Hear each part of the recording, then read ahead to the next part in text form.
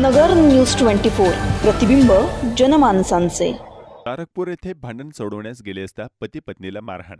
भावाला मारहाण होत असताना मध्ये गेलेल्या तरुणासह त्याच्या पत्नीला दोघांनी मारहाण केल्याची घटना शनिवारी रात्री 10 वाजण्याच्या सुमारास तारकपूर परिसरातील शांतीपूर बार्शी कॉलनी या ठिकाणी घडले। या प्रकरणी अल्विनंद राजेंद्र हिवाळे वयवर्ष 39 यांनी तोफखाना पोलीस ठाण्यात दिलेल्या फिर्यादीवरून दोघांच्या विरुद्ध गुन्हा दाखल करण्यात आला आहे।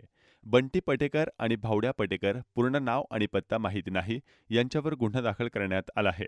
हिवाळे यांनी दिलेल्या फिर्यादीनुसार शनिवारी रात्री जेवणानंतर कुटुंबासह टीव्ही पाहत असताना त्यांच्या भावाच्या घरातून आरडाओरडा ऐकू आला।